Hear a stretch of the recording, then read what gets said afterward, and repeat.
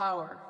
It is something that almost all of us universally have struggled with in our lives, whether that be on the receiving end of someone else's power or struggling to find the power within us.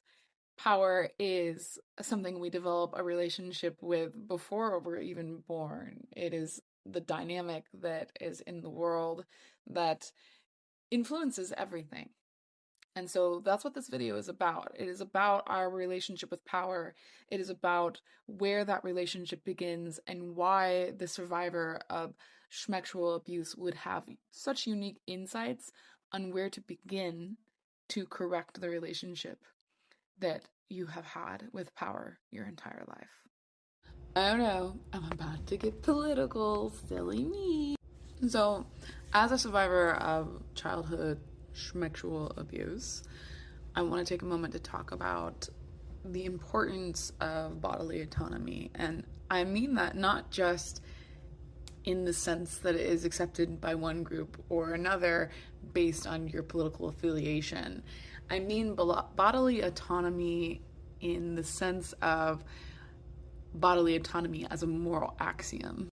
And so just so you guys get a sense of like where I fall politically, have you ever seen that graph where it's like we have the far right and then the far left and then authoritarian and libertarian? So I sit kind of like down here in the left libertarian zone.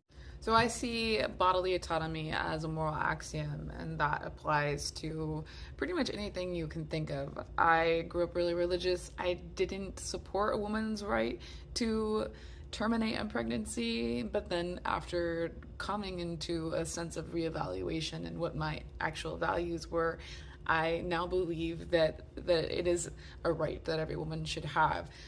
When the vaccines were being pushed so hard that there were people getting fired and they were like these mandates and like people like being threatened with the loss of survival, I was kind of more with the right on this issue, even though I'm definitely not on the right.